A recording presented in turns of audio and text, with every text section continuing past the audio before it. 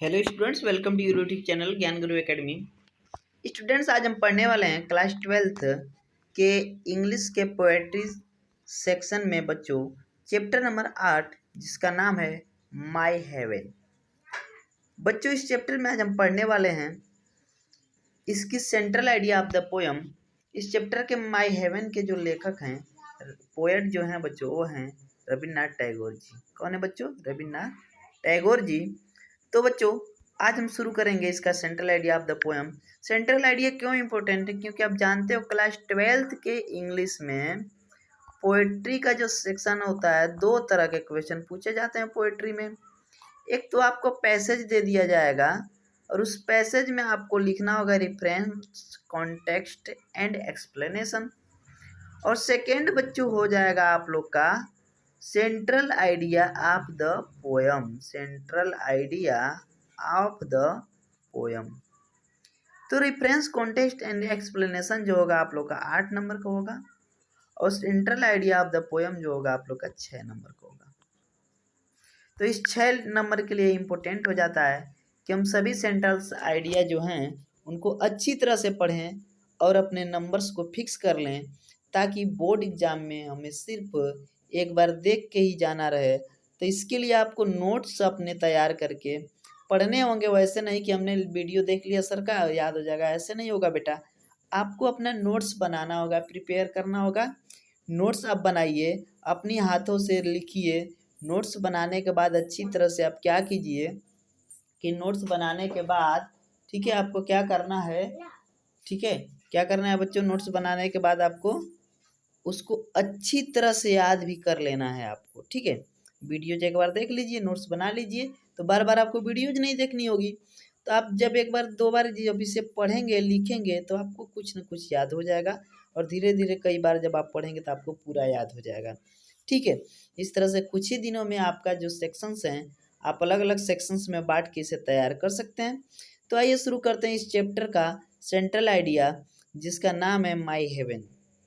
एक चीज़ मैं आप लोग को बता दूं, हर वीडियो में बताता हूं कि मैं यहाँ पे आपको जो लिख के लाता हूँ, यहाँ क्या करता हूँ बच्चों, इंग्लिश और हिंदी दोनों में लिख के लाता हूँ ताकि आपको कोई दिक्कत ना हो सके और आप आसानी से पढ़ सकें, ट्रांसलेट कर सकें और उसे याद कर सकें। Central idea of the poem देखिए, in this poem the poet imagines a country where the people's mind should be free from fear and narrow mindedness. कहा जा रहा है कि इस कविता में कवि रविन्द्रनाथ टैगोर एक ऐसे संदेश की कल्पना करते हैं, इमेजिन्स करते हैं, जहां लोगों का मानसिक भय और संकीर्ण दृष्टिकोण से मुक्त हो। They should have no distinction of caste, race और लैंग्वेज। कहने का मतलब ये है बच्चों कि उनमें जाति, धर्म या भाषा का कोई भेदभाव न हो। They should not be conservative, यानी कि वे रूढ़िवादी न हो। They should share knowledge freely and use their reason in thinking and doing. वे ज्ञान को स्वतंत्रतापूर्वक बांटें और विचारों तथा कार्यों में अपनी तर्क शक्ति का प्रयोग करें। They should share knowledge freely, ये तो हो गया बच्चों, use their reason and the thinking and doing.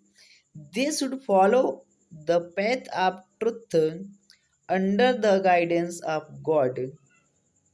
बताया जा रहा है कि वे भगवान के मार्गदर्शन में सत्य के मार्ग का अनुसरण करें।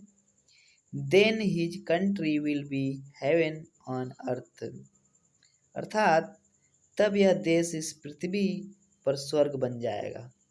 यह देश क्या होगा बच्चों? इस पृथ्वी पर स्वर्ग बन जाएगा।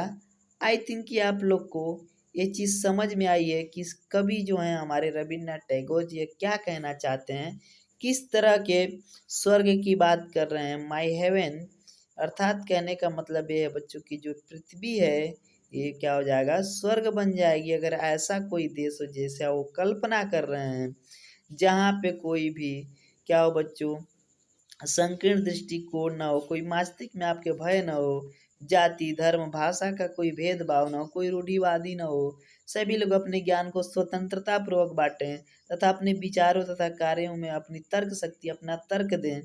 ये सभी क्या हो बच्चों? भगवान के मार्गदर्शन में सत्य का अनुसरण करें, तब इस देश में क्या हो जाएगा? यह देश इस पृथ्वी पर स्वर्ग बन जाएगा। आई थिंक कि आप लोग को ये चीज़ समझ में बहुत ही अच्छी तरह से आई है।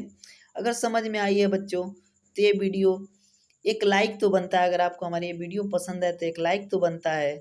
चैनल पे नए हैं तो चैनल को सब्सक्राइब कीजिए, दोस्तों में ज़्यादा से ज़्यादा शेयर कीजिए ताकि हमारे वीडियोज का सभी को फ़ायदा मिल सके।